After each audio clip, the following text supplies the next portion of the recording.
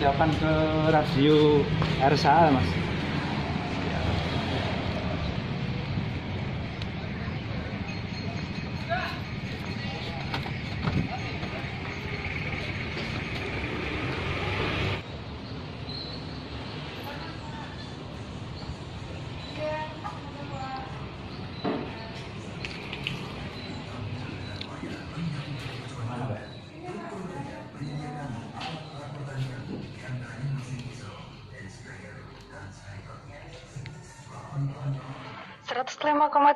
Ersal FM Nganjuk, Mirsa, sebagai lembaga penyiaran publik lokal Kabupaten Nganjuk dan tentunya masih dipanjatluaskan dari Kantor Dinas Komunikasi dan Informatika yang ada di Jalan Merdeka nomor 21 Nganjuk.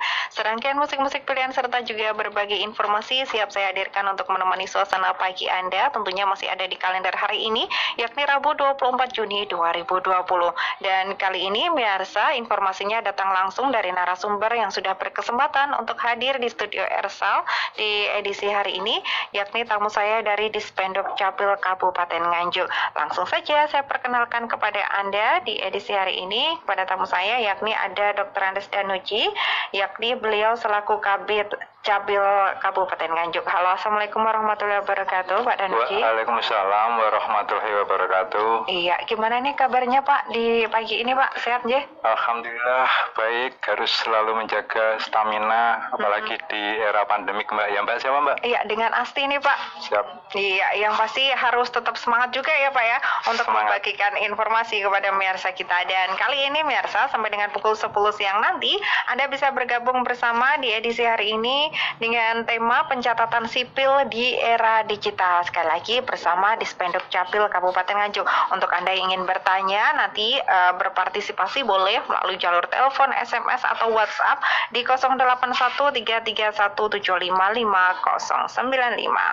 atau juga di telepon SMS-nya di 081230411771. Sekali lagi Anda bisa bergabung di nomor telepon SMS dan juga WA-nya di 081230411771 atau boleh melalui jalur WA di 081331755095.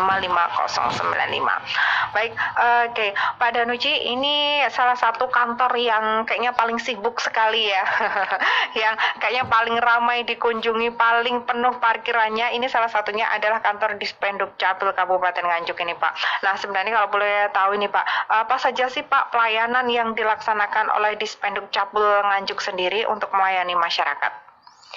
Ya Mbak, sebetulnya bisa dirangkum dalam beberapa kata, yaitu adalah dokumen kependudukan. Sehingga karena dokumen kependudukan ya menjadi muara daripada berkumpulnya penduduk, baik yang butuh akta kelahiran, akta kematian bagi saudaranya yang meninggal, kemudian akta kematian ya, akta kelahiran, kemudian KTP, KK, kemudian bagi penduduk yang pindah juga butuh surat keterangan pindah atau SKP, WNI. Nah, makanya menjadi berkumpul selalu ramai. Dan anehnya Mbak, kantor kami yang mempromosikan bukan kami-kami yang berada di Dinas Dukcapil, tetapi adalah pihak-pihak lain. Bisa imigrasi bagi orang yang mau naik haji atau ke luar negeri butuh paspor, itu mesti imigrasi menanyakan KK KTP. Bahkan yang beli kartu perdana, SIM card itu juga ditanya fotokopi KK. Kalau KK-nya nggak benar ya membenarkan dulu. Kemudian di BPJS apalagi untuk kepentingan kesehatan rumah sakit. Di sana menjadi Dukcapil akhirnya menjadi ramai. Jadi ada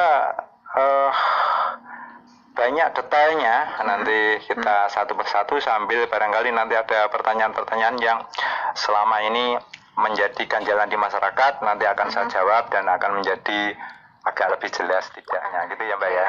Ya, oke. Jadi mulai ini mengurus kelahiran sampai nanti kematian itu ada di Dispenduk Capil ya. Iya, bahasa yang agak joroknya mulai dari keluar lubang sampai masuk lubang. Semuanya diurus sama Dispenduk Capil. Oke, Pak, di kehidupan yang bergerak kayak gini terus makin maju ya, teknologi informasi ini juga semakin canggih dan jadi faktor yang mengubah peradaban ini Pak secara cepat. Nah, perkembangan teknologi sendiri banyak memberikan dampak positif tentunya, meskipun ada juga beberapa dampak negatifnya. Antara lain ini dampak positifnya ini mudahnya dalam memperoleh informasi yang dibutuhkan kapan aja di mana saja. Nah, salah satunya adalah pengurusan pencatatan sipil ini secara digital atau secara online. Nah, bagaimana Dispenduk Capil sendiri menyikapi hal tersebut, Pak, dengan berkembangnya teknologi yang semakin meluas?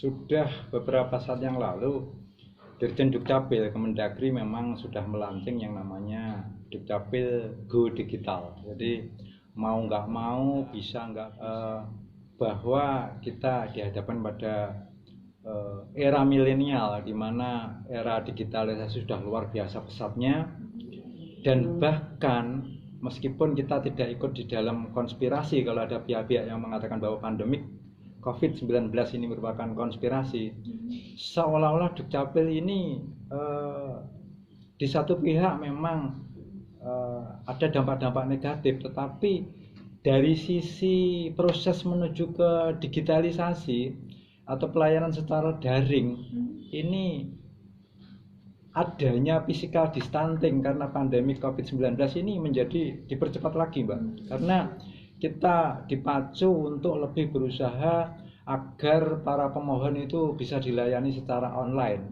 Dan untuk Nganjuk, insya Allah akan mengikuti 2-3 daerah di kabupaten kota lain di Jawa Timur yang sudah melakukan sistem online, walaupun ini masih masa transisi.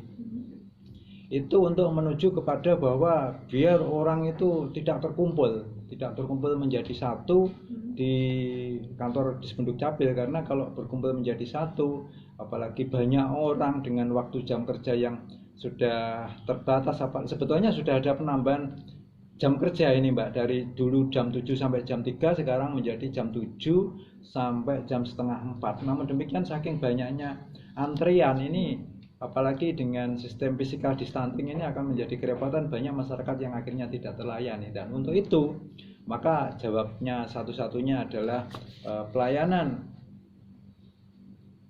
administrasi kependudukan secara daring. Dan ini Menteri Dalam Negeri melalui Permendagrinya sudah mengeluarkan Permendagri nomor 7 tahun 2019, yaitu pelayanan administrasi kependudukan secara daring. Nah, di sana pemerintah menimbang bahwa untuk membangun tata kelola pemerintahan yang efektif dan efisien perlu mengembangkan sistem pelayanan administrasi kependudukan yang baru. Kemudian bahwa sistem pelayanan administrasi kependudukan sebagaimana dimaksud dilakukan dengan cara yang lebih mudah dan cepat kepada masyarakat dengan menerapkan mekanisme pelayanan secara daring. Dan juga bahwa berdasarkan pertimbangan itu menetapkan peraturan Menteri Dalam Negeri yaitu nomor 7 tahun 2019 ini. Dan kita, Mbak, barusan hari kemarin tanggal 23 Juni ya 2020 itu Bupati juga sudah mengeluarkan Perbub bahwa ada semacam pendelegasian kewenangan pelayanan administrasi pendidikan dari Dinas Dukcapil ke kantor kecamatan masing-masing, sehingga mendekatkan pelayanan warga masyarakat dengan rumahnya. Inilah yang mengapresiasi daripada nawacita Presiden Jokowi bahwa negara memastikan hadir untuk kebahagiaan warganya. Salah satunya adalah memudahkan warga mendapat pelayanan prima dalam hal administrasi kependudukan. Jadi mungkin bila di masa yang kemarin sebelum pandemi ini sudah menjadi satu wacana tersendiri dan memang akan dilaksanakan pelaksanaan pencatatan sipil secara online atau secara digital ya Pak ya. Tapi Betul. di tengah pandemi COVID-19 ini, jadi mau tidak mau kita juga harus mengikuti aturan yang ada, melakukan physical distancing salah satunya. Dan juga apakah saat ini juga sudah dilaksanakan Pak untuk pencatatan sipil di berbagai kecamatan yang ada di Kabupaten Nganjuk sendiri? Apakah sudah berlaku untuk semua pelayanan yang dilaksanakan oleh Dispenduk Capil sendiri? Jadi semuanya melalui proses, Mbak. APBD mengawal dengan pengadaan alat-alat yang ada di kecamatan, pembaruan jaringan, kemudian pengadaan print out untuk KK itu sudah, sehingga untuk Untuk KK sudah bisa dilaksanakan di masing-masing kantor kecamatan.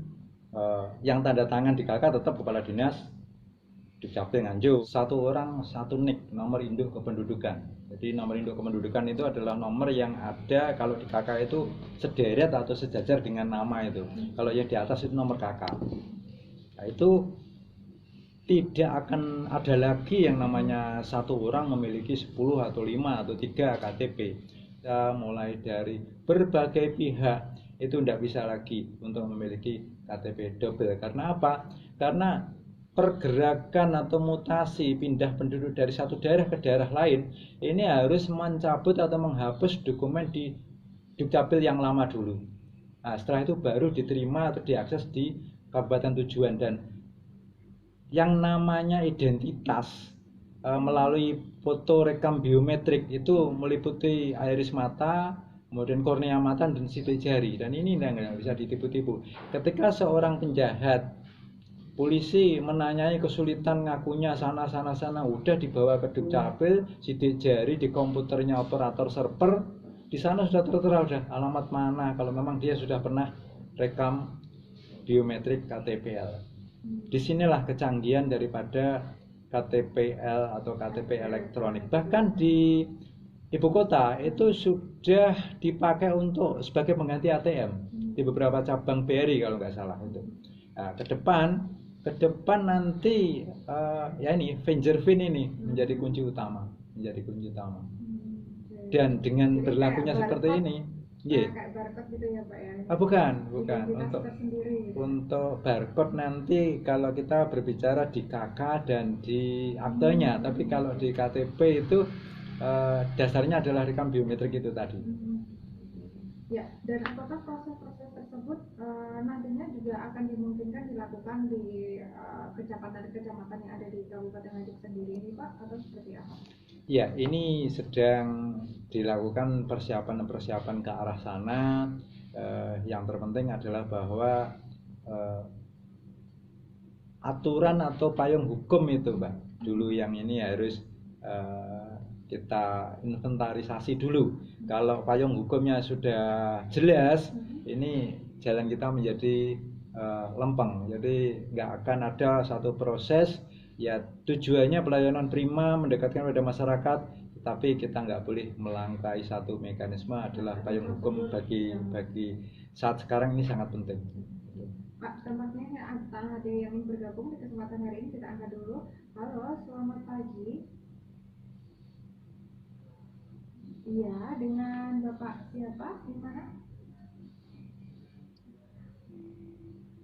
Oke, dengan Pak Diarta yang ada di kawasan Sidoarjo. Silakan Pak, bersama dengan Dispenduk Dukcapil Kabupaten Nganjuk ini.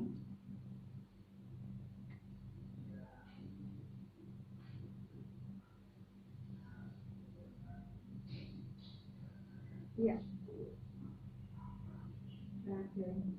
Oke. Itu aja Pak Diarto. Oke. Terima kasih Pak Diarto yang ada di kawasan Sidoarjo ya tadi ya. Baik. Oke, ya. Ini pertanyaan yang sangat menarik sekali ya, Pak Danuti ya. Baik, ini mungkin adanya miss data yang dilakukan pada saat mungkin ada bantuan sosial dari pemerintah atau mungkin pada saat pelaksanaan pemilu ini ada ketidaksinkronan data. Nah, sejauh mana Pak pensinkronan data ini dari Dispenduk Dukcapil dengan OPD atau dinas-dinas lain yang berkepentingan? Iya, terima kasih bagi Bapak Pak Diarto ya. Bagus sekali. Ada teman saya Kabid Data ya, yang saat ini juga sedang rapat koordinasi dengan Dinsos, sehingga yang hadir ke Ersal ini akhirnya menjadi saya sendirian ini ya. Artinya bahwa menjawab pertanyaan panjenengan Pak, Dinas Dukcapil Nganjuk sebagaimana Dirjen Dukcapil kalau di pusat ini melakukan selalu akurasi data ini dari waktu ke waktu menjadi lebih baik. Bahwa di setiap event ada sedikit kendala, itu sebetulnya kalau di persentase 0,0. Cuman kan seperti orang sound system itu ya, ketika gerak-gerak itu mesti dipaidu sound systemnya piye. Tapi ketika nggak gerak-gerak nggak pernah ada pujian. Kami memang bukan lembaga yang untuk menerima pujian. Kami juga tidak ingin bahwa masyarakat ketika mestinya mendapat bantuan akhirnya dirugikan hanya gara-gara tidak ada keakurasian data itu. Kami sedang berbenah, kami berusaha untuk itu. Bapak Ibu sekalian, pendengar Ersal yang berbahagia, Mbak El dan Pak Kiarto yang saya hormati. Jadi contoh, kenapa setiap pemilu itu banyak orang yang kadang-kadang sudah mati masih dipanggil? Itu di kami ada fasilitas yang namanya akte kematian, dan tidak setiap keluarga. Di Undang-Undang 24 tahun 2013 itu juga ada pasal yang menyebut bahwa RT punya kewajiban maksimal 30 hari untuk melaporkan setiap ada kematian warganya ke Penduk Capil. Bahkan kami juga sudah mencoba untuk memberikan semacam intensif sekian rupiah per bulan bagi Pak Mudin yang mau melapor, sampai segitu Mbak. Itu dari Perda, dari APBD sampai segitunya. Karena apa? Karena kalau akte kelahiran mungkin untuk kepentingan anak sekolah, untuk kepentingan tunjangan gaji, untuk kepentingan BPJS, tingkat akurasinya tinggi gitu ya Pak? Bahasanya di kami itu presentasi cakupan atau cakupan presentasinya itu sudah sampai 90%. Jadi sama dengan target nasional. Tapi kalau akte kematian masih 0,0, sehingga banyak orang yang tidak lapor, sehingga di data kami, di database kami, di komputer kami itu orang yang mati pun itu bagi kami masih tercatat hidup. Ketika KPU minta data, kita ngeling sudah, kita kasihkan data, loh ternyata yang sudah mati itu. Makanya kadang-kadang kemudian pihak PPK, PPS itu melakukan semacam update data. Kemudian satu lagi Mbak, misalnya untuk BPS. Untuk BPS itu baru-baru saja kan ada sensus daring ya, sensus online ya. Sekian ribu kakak merasa kakaknya sudah ada pembaruan, tapi yang muncul di online-nya BPS itu masih data lama sehingga tidak bisa. Nah, demikian untuk yang ke proses pendaftaran ke perguruan tinggi atau kepentingan rekrutmen pekerjaan. Kadang-kadang kenapa seperti itu? Itu karena begini. Satu contoh untuk BPS itu mengakses data di Dirjen Dukcapil itu per semester awal 2019.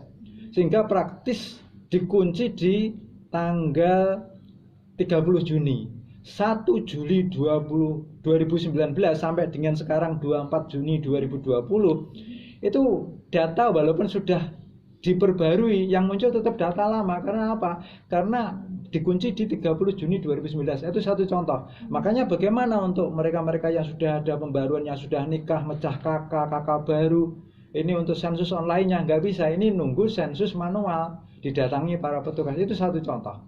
Kemudian juga untuk BPJS, untuk imigrasi yang mau haji juga demikian. Setiap perubahan kakak sekarang ini konsolidasinya itu setelah diproses di bidang kependudukan itu harus dikonsolidasikan di pihak operator server yang ada di bagian data atau bidang data. Kenapa seperti itu? Pengalaman membuktikan kadang-kadang di samping tujuan pemerintah itu memudahkan, akhirnya juga tetap ada tangan-tangan setan atau tangan-tangan jahil. Kemarin ada sekitar 3.000 kalau nggak salah di salah satu kecamatan kakak itu dipalsu. Belum kemudian sistemnya itu dihacker. Nah, untuk menjaga keamanan ini, pemalsuan data dipakai untuk kredit di bank, akhirnya bank bobol, kita baru tahu. Akhirnya digunakan pengamanan berlapis. Tapi kita menjadi agak repot. Orang-orang yang jujur seperti Bapak dari Jatirjo menjadi terdampak akhirnya gara-gara kita akhirnya mengambil sikap, mengambil cara pengamanan. Karena untuk mensiasati sistem akhirnya harus sistem menggunakan konsolidasi. Jadi antar bidang, antar OPD, antar instansi kita sedang melaksanakan semacam kerjasama MOU untuk akhirnya agar bisa data itu menjadi tunggal. Kita usaha ke sana, Pak. Mbak.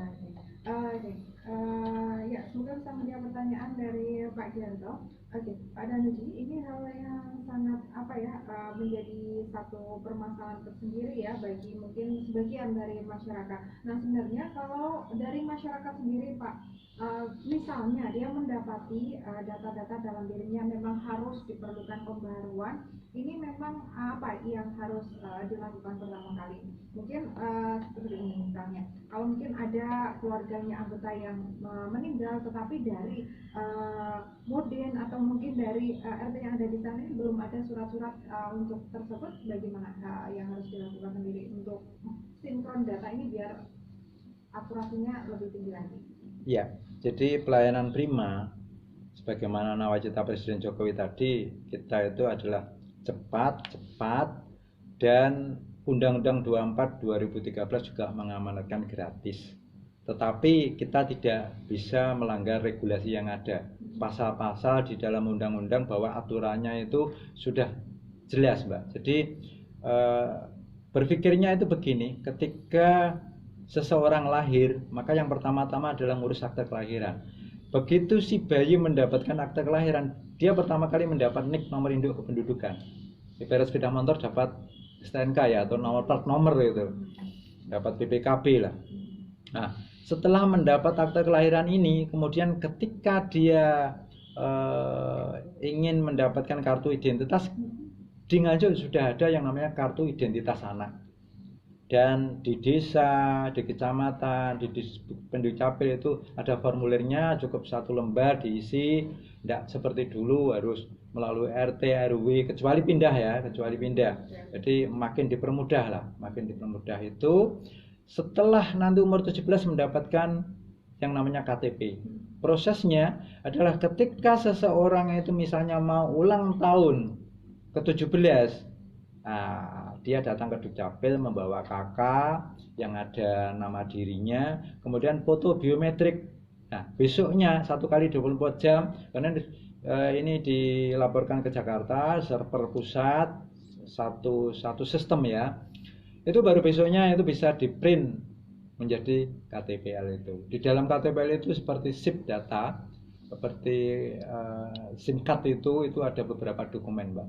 Nah, setelah mendapatkan KTP, baru misalnya dia berangkat dewasa, kemudian menikah, kemudian dia memproses buku nikah. Sehingga sebetulnya ketika dia itu mendapatkan akte, kemudian sekolah, di sekolah kan menyertakan fotokopi akte, lah itu masuk ke Dapodik, ijazah baru dimunculkan, kemudian proses KTP. Nah, ini tidak terjadi ada kesimpang siuran untuk kesalahan tulis. Namun kadang-kadang meskipun tidak seperti dulu Pak Guru, penghulu atau orang Dukcapil sendiri menulis seenaknya ya, sekarang pun masih kadang-kadang dijumpai kesalahan-kesalahan. Dan setiap kesalahan itu ketika yang bersangkutan tidak segera melaporkan, tidak mengadakan pembenahan, kita tidak bisa berbuat apa-apa. Kita petugasnya terbatas, sementara penduduk Kabupaten Nganjuk 1 juta lebih ya, sehingga harus yang bersangkutan yang punya proaktif untuk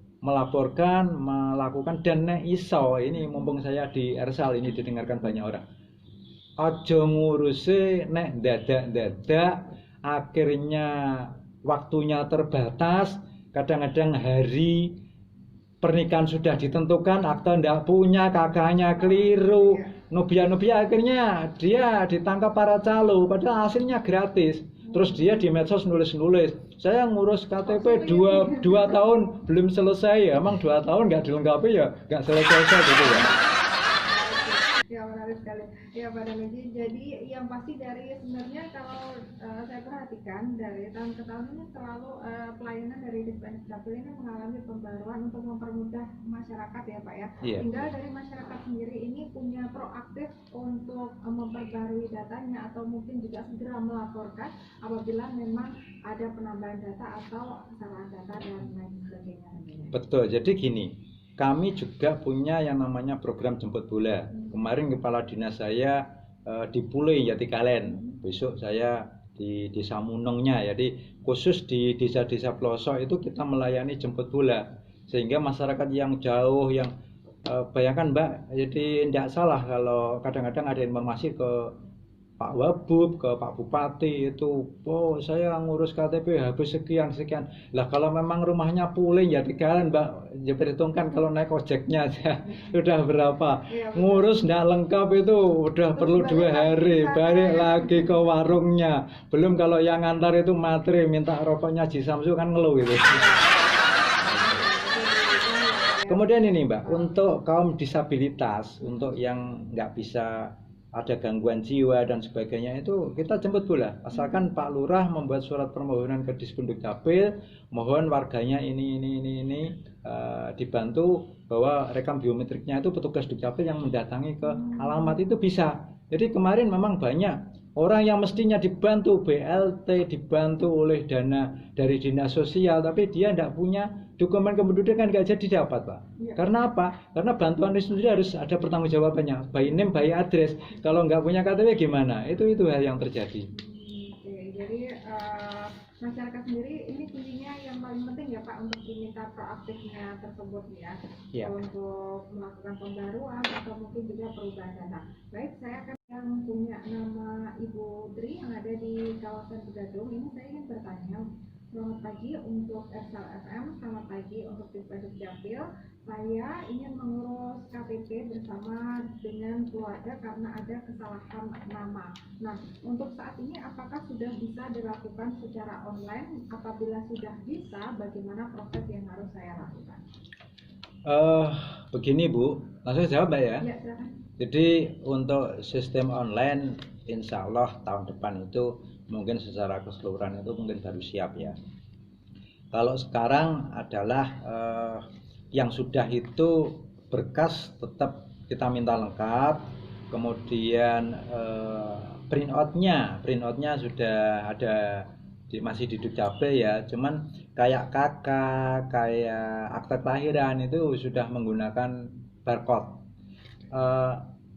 KK sih masih ada blanko, tapi kalau untuk yang akta lahir itu blanko kutipan yang berhologram yang pakai kertas khusus yang bagus itu, kayak umumnya sertifikat itu sekarang sudah enggak, sekarang sudah pakai kertas HPS karena memang ke depan orang bisa memohon akta itu kemudian di print di rumah, jadi dinas Dukcapil cuma yang memverifikasi saja gitu. Untuk KTP sementara belum, namun demikian kepengurusan itu bisa kita layani dengan perbaikan ke arah yang lebih mudah Mbak. Itu yang bisa saya jawab sementara. Oke, jadi untuk perubahannya mungkin bisa langsung. Perubahan harus didahului dengan mengubah KK dulu kalau ada kesalahan. Setelah di KK dibetulkan, baru printout KTP itu mengikuti apa yang diubah di KK itu. Dan proses pengubahan KK misalnya ada kekeliruan tanggal lahir atau kekeliruan tempat lahir atau kekeliruan pembenahan terhadap gelar atau ijazah, itu caranya adalah KK asli ditekan Pak Lurah, kemudian dibawa ke kecamatan. Kalau yang perubahannya itu adalah gelar, itu maka melampirkan fotokopi ijazah. Kalau mau menambah anak agar masuk ke KK harus melampirkan fotokopi akte kelahiran. Kalau ada anggota keluarga yang mati harus melampirkan surat keterangan mati dari desa atau akte kematian dari Dispenduk Capil. Itu prosesnya seperti itu. Buka pertanyaan selanjutnya ini Pak, yang punya nama Agus ini yang ada di kawasan Aceh. Tapi saya ingin bertanya ini bagaimana proses perekaman data untuk KTP di tengah pandemi COVID-19, apakah ada perubahan pelayanan? Ada perubahan, cuman ini tadi sempat pagi tadi ketika sarapan itu kami bersama kepala dinas itu dengar-dengar bahwa syarat daripada orang yang mau rekam KTP harus ada surat keterangan sehat dari dokter bebas dari COVID-19. Itu tidak dibenarkan, nggak ada dasar hukumnya. Tadi beberapa staf yang ada di loket sudah kita tegur, jangan membuat aturan-aturan yang tidak ada regulasinya. Jadi semangatnya Presiden Jokowi, semangatnya Mas Novi, visi-misinya itu memudahkan masyarakat. Jangan kita membuat aturan yang justru aturannya tidak ada.